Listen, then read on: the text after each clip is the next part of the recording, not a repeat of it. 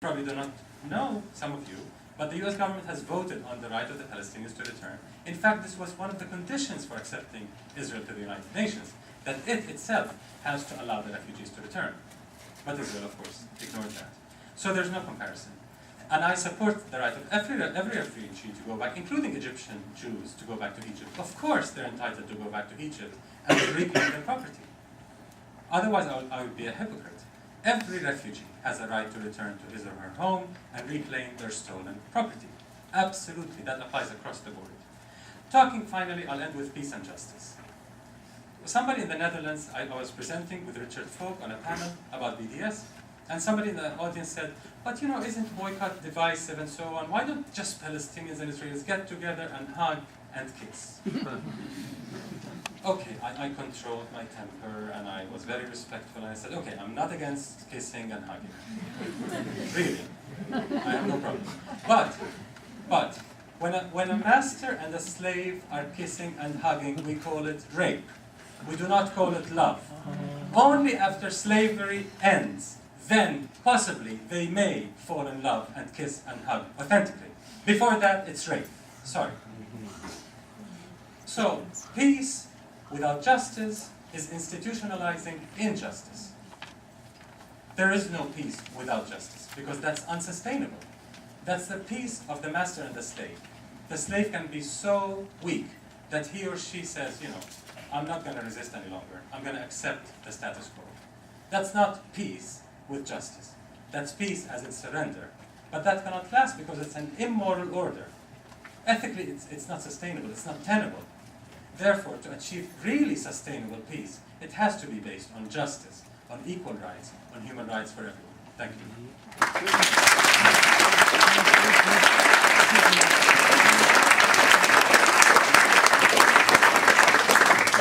And a negative conclusion for 5 minutes.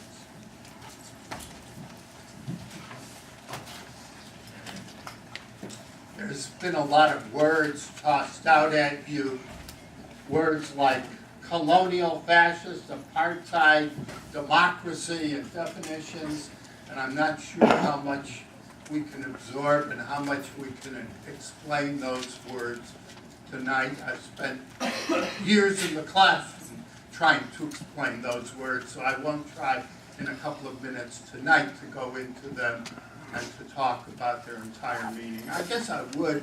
There's one area that's lurking, and sometimes, as in Omar's rebuttal now, his closing remarks, we got into it. That's the issue of South Africa. Somehow Israel becomes South Africa. Is it apartheid? Look, even Jimmy Carter, if you read the book, beyond the title, then you'll recognize that Jimmy Carter is talking about conditions on the West Bank, where they are, in many respects, apartheid-like, and I make no apologies for that, and I have often been on the record condemning that, and I've been on the record condemning the status of the Bedouin citizens of Israel, of Arab Israelis, and their situation will and must improve, and there have to be struggles for that. But you have to have a program, you have to have a position that will gain strength and credibility. And if you recognize the United States as a particularly important player in the world game, and if you understand that on Middle East politics, American Jews will continue to be a very important part and role shaping in American foreign policy in the Middle East, then you have to construct policies which will not antagonize the entire Jewish community. And one policy, not just boycotts, divestment, sanctions, that'll aggravate enough. And American Jews will see it. Liberal people, as you know, will see it as particularly picking out Israel for the ire of the world community.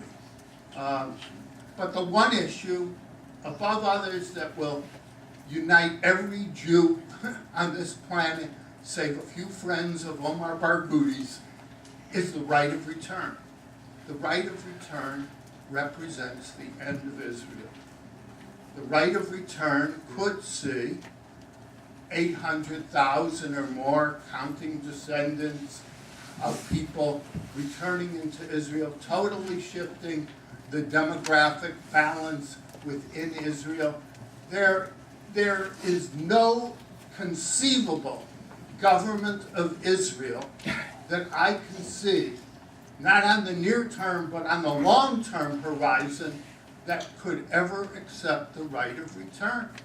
And to say that that's what justice is, I believe that Israel started out with a dream. It said, we will come back to our homeland that we gave up, that we were driven from 2,000 years ago, and we will recover that homeland.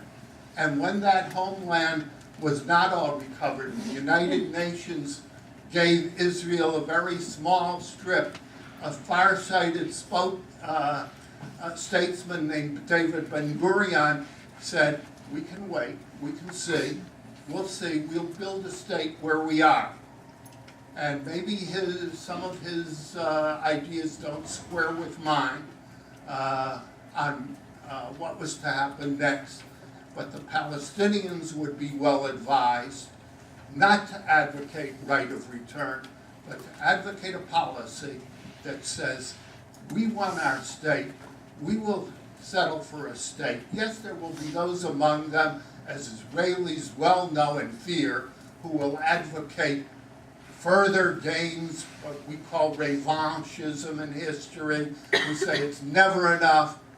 But as long as the Palestinians sign a treaty and begin to operate as a state, as a people, that can be done, if Obama is correct, in a 2-year framework now. And Akiva Eldar, a great Israeli journalist, writing yesterday in the liberal Israel paper Haaretz, said that this is in the offing now, that we're going to see a 2-year horizon where the parties must agree and come together on a state. And they're not going to come together, I assure you, on complete justice for either of the parties in that state, because Israel will not recover its dreams, its messianic dreams of 2,000 years ago, and the Palestinians will not recover their dreams that they've had since 1948, nor will my friends go back to Egypt, by the way, because they know what kind of welcome they would get in Egypt if they ever tried to go back. No, they are not going to do that. So I urge you to address yourself to peace first and justice second.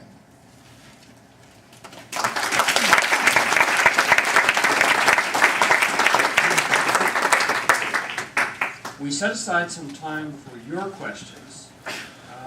There are two realities. One, we need questions, so try and whatever you're saying, end it with a question mark. Second, I confess that I have a complete preference for students. But we'll try and get as many as we can in the time possible. As I've mentioned, both will get an opportunity to respond to the question. Well, let's take one at a time and see how we do with that. Who wants to be first? Got it. And since we're not on mic, and I would not want to have to repeat them too much, if you give them in a sound voice, I'm sure it will move on.